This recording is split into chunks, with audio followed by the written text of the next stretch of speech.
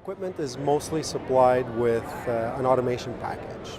Through the automation package, our customers have access to having an understanding of how their equipment is operating. They'll set it up, they'll adjust set points, and they can read how the machine is operating.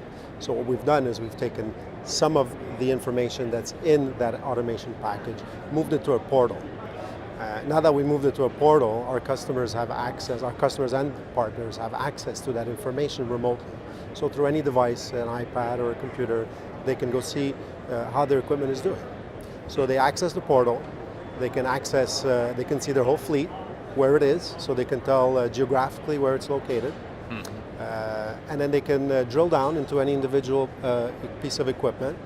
And when they go into the equipment, they can see, the first thing they see is a dashboard. The dashboard will give them overall metrics of how their equipment is doing, how many hours it's been operating since the last time it stopped, what's its utilization, how much fuel it's consuming, and if they have the right automation, they can also tell things such as how much throughput they've been getting, how many tons they've been producing. As well, they can drill down further and they can see if there's any alarms, how the equipment has been operating. If there was an alarm, what was the alarm? How many times it happened? They can see how the equipment is currently set up. So what's the set points on some of the set points, speed set points, close size setting on the crushers, things like that. With that, they can also do some analysis. As of today, we have 75 pieces of equipment that are currently linked to the metrics, and our customers are accessing data to them.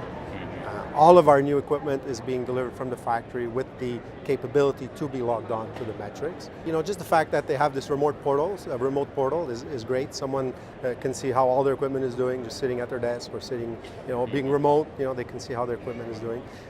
But I think what's also interesting is the fact that they can use the portal, because the portal also has sort of a maintenance aspect to it. So it allows the customer to drill down and see when the next maintenance intervention is due. So they know how many hours it's been running, and the equipment needs to be inspected, and the maintenance interventions need to be done every 10 hours, 50 hours, 1,000 hours, 250 hours, and so forth. So they can go into the maintenance intervention and see, okay, I have one due in 2 weeks. I got to prepare for it. I know what needs to be done, because when you drill down, it tells you what needs to be done for that maintenance intervention, what parts you need to get that done, what tools you should have to get that done.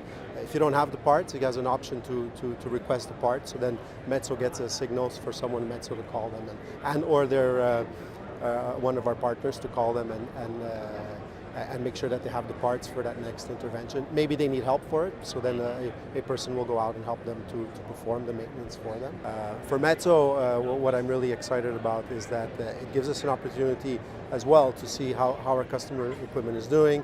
It gives us an opportunity to interact with our customer when we see alarms, when we know that maintenance is due. We can call them and be proactive to offer them service, to make sure that they have the right inventory for the next intervention. To see whether or not they need help from us for any of those interventions and so forth.